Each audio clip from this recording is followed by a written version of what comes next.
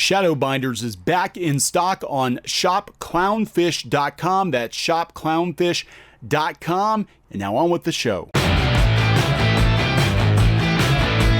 Hey guys, welcome back to Clownfish TV. This is Neon, and boy oh boy, Blizzard President J. Allen Brack is quote-unquote stepping down amid the lawsuit controversy. You know, the frat boy culture, Cosby room debacle going on over there at Blizzard. Stepping down, not shocking at all. Normally it's not news to cover people leaving Blizzard because people are seemingly leaving Blizzard every day and have been for quite some time. This company is a shell of its former self, but this was too big of a story not to cover. Geeky sent it over this morning, but she's not really interested in talking about it. We do talk about video game news here and there. Not really a gaming news channel, but we do have a gaming channel. You can go check that out. We talk mostly about pop culture, about movies, TV shows, animation, anime, comics, whatever interests us that day. But yeah, this is a pretty big story, so we're going to talk about it. We've kind of sort of followed the Blizzard drama. Again, it's not worth making videos on everyone who leaves Blizzard because people are leaving all the damn time. All the time. There are stories out there about people leaving Blizzard all the time. But this one is big news. So here we go. Blizzard President J. Allen Brack is stepping down amid Activision lawsuit controversy coming from Kotaku. His departure comes in the wake of historic allegations of harassment at Activision Blizzard.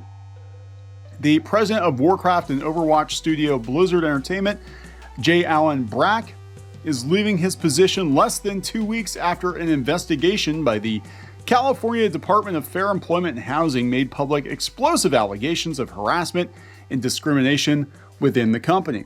Again, the state of California is suing Blizzard for their company culture.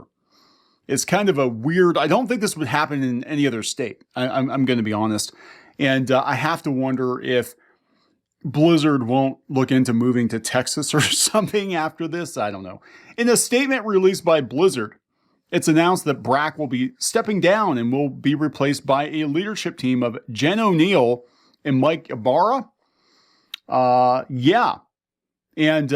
Here's the headline from PC Gamer. Blizzard's president is out in studio to be co-led by a woman for the first time in history. So that's how we're going to deflect. You know, we've got frat boy culture. We've got allegations of being sexist and misogynistic. Quick, throw a woman at him. That's what we're going to do. To all members of the Blizzard community, we want to let you know about an important leadership change at Blizzard Entertainment. Starting today, J. Allen Brack will be stepping down as leader of the studio, and Jen O'Neill and Mike Ibarra will co-lead Blizzard moving forward. Jen joined Blizzard in January. Wait, what? Jen joined Blizzard in January. And she's going to be the co-leader of, oh my God, okay, as Executive Vice President of Development, where she's been providing senior development leadership and support to the Diablo and Overwatch franchises. Okay, so Jen's a former head of Vicarious Visions, which is now part of Blizzard. I was like, wait a minute, if she just came in January, it's like, is there nobody else left? Is that what's going on? I guess you can get a promotion pretty quick at Blizzard because the amount of people leaving is staggering. Staggering, according to this article here. Staggering. We'll talk a little bit about that later. After many years at Xbox, Mike joined the company in 2019. So here we have another guy who's only been there for like 2 years as Executive Vice President and General Manager of Platform and Technology, where he's been overseeing the evolution of Battle.net and our development services organization. Jen and Mike have more than 3 decades of gaming experience between them. Moving forward, they will share responsibilities over game development and company operations. Okay, both leaders are deeply committed to all of our employees. The work ahead to ensure Blizzard is the safest, most welcoming workplace possible for women and people of any gender, ethnicity, sexual orientation, or background, to upholding and reinforcing our values, and to rebuilding your trust. but their many years of industry experience and deep commitment to integrity and inclusivity, Jen and Mike will lead Blizzard with care, compassion, and a dedication to excellence. You'll hear more from Jen and Mike soon. So, are the games going to be any good? That's great that they're caring and that they care about inclusion and diversity and they care about your feelings, but will the product be any good? I mean, you've got people that, yeah, they might have experience in the industry, but literally we have Jen was there, since January, and Mike's only been there for like 2 years. Okay, it's because there's probably nobody else left.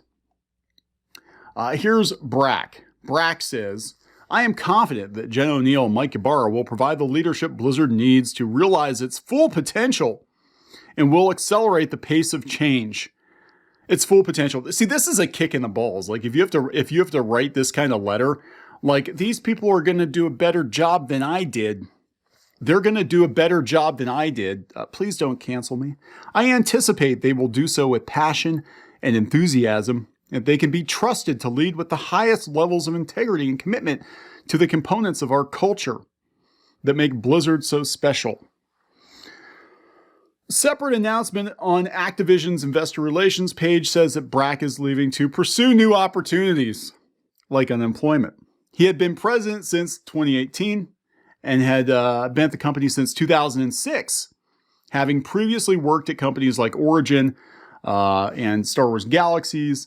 Brack was one of only 2 people explicitly named in California's lawsuit, which accused the now former head of Blizzard of failing to deal with internal reports of harassment and sexism, including allegations that former World of Warcraft creative director Alex I always screw these names up.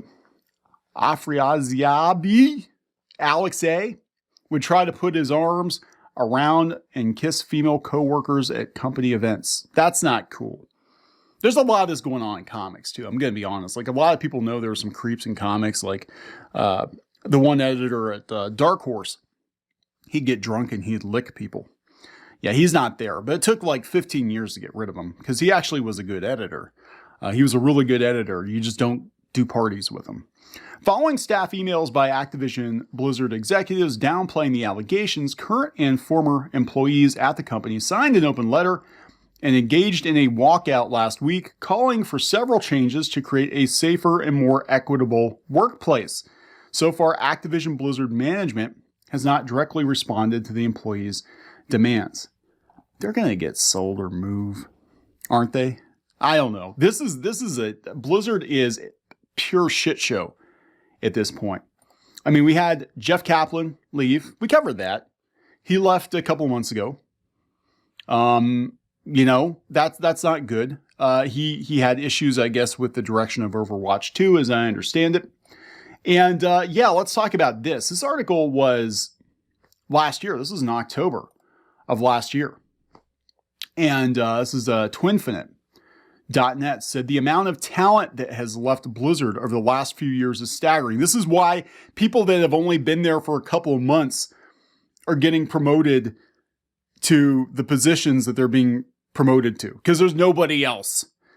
Everybody's getting gone. They're leaving. They're talking about Frost Giant Studios, marking the 4th new company founded by ex-Blizzard employees in recent years. Between controversy, BlizzCon drama, COVID-19 related stress that's impacted the whole industry, Blizzard has had a rough couple of last years, to say the least, even before taking into account all the staff departures that have gone down. Let's do a quick rundown, shall we? This is, again, last year. This is before the shit really hit the fan. So what the hell is going to happen to Blizzard? I don't have a lot of confidence. I mean, a lot of people don't have confidence in this studio anymore. It's definitely not the Blizzard that gave us World of Warcraft back in the day. And this is why, and then, speaking of World of Warcraft, everybody's jumping ship from World of Warcraft to Final Fantasy 14. It's game over, I think. We're nearing the end of the line. People are disgusted with this company for a number of reasons. In 2016, Rob Pardo, the former chief creative officer at Blizzard, lead designer of World of Warcraft, started Bonfire Studios. Bonfire Studios has yet to announce its first game. Well, it's been a while. Pardo has recently described it as PC focused for a core audience, unlike the mobile apps that they're trying to develop. Joining Pardo and leaving Blizzard was lead level designer for Overwatch Dave Adams, BattleNet engineer team lead Matthew Versleys, and Diablo 3 Reaper of Soul director Joshua Moschiara. The initial investors for Bonfire Studios include Riot Games. Pardo credited the investment dollars for allowing Bonfire to have the time to put together a team and prototype ideas heavily properly. What? Heavily properly. 2018, Ben Brode, the former director at Hearthstone, left Blizzard to form Second Dinner alongside Hearthstone executive producer Hamilton Chu. Second Dinner also consists of other former longtime Blizzard employees such as technical artist Kyle Harrison, esports and BlizzCon program manager Nikki Broderick, senior concept artist Jamaro Kindred, Hearthstone production director Yang Wu, and senior game producer of World of Warcraft and director of creative development Jason Stillwell. Is there anybody left at this company who actually worked on World of Warcraft back in the day? Everybody's fucking leaving. Everybody's leaving. They knew this was a sinking ship years ago. Why, if you're working for Blizzard, why are you still there? Why are you still there? As of 2019, they're working on a game within the Marvel Universe. Last month, this was last year. So last month, former Blizzard president Mike Morhaime announced Dreamhaven. I remember that. Dreamhaven is a new video game development company made up of two studios, Moonshot and Secret Door. Boy, where are they getting these names from? Moonshot is led by former Blizzard executive producer, again, Jason Chase, and the team includes former Hearthstone creative director, StarCraft 2 and Heroes of the Storm director. Secret Door is being led by former Hearthstone producer, Heroes of the Storm game director, and Hearthstone guy. Everybody's leaving. The most recent was Frost Giant, announced the other day. Frost Giant Studios was formed to make next great PC real-time strategy game. So they have former StarCraft 2 production director, lead campaign designer of Warcraft 3, and senior program manager at Blizzard Esports. Here we go. I mean, God, other team members at Frost Giant, StarCraft 2 lead co-op designer, lead artist of StarCraft 2, former lead designer of StarCraft 2. This is like, I guess the best way I can put this in comics terms would be Image Comics, where all these Marvel guys left and they formed Image Comics, but it would be like everybody who worked for Marvel leaving and starting up like 5 different publishing companies. Like everybody leaving. And then, you know, it kind of happened, sort of. But that, like, Blizzard is just the name at this point. That's all it is. I mean, this is ridiculous. They're talking about all the exits with the public controversies, such as the alarming Hearthstone Hong Kong protest debacle and the woeful reveal of Diablo Immortal. It's hard to feel overly positive about much of anything related to Blizzard right now. This was last year, before the Cosby Room. Oh my God. That's before you even consider issues potentially brewing under the surface, such as the growing pressure from Activision to cut costs while producing more games. Blizzard's going to wind up just being some like garbage tier mobile app developer because all the talent has left.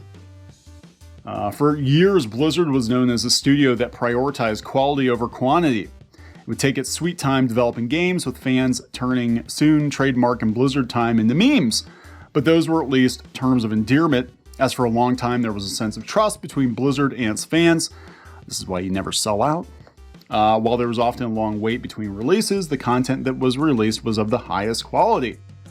But ever since the merger between Activision and Blizzard in 2008, Blizzard's image has slowly eroded and might well now be hitting an all-time low.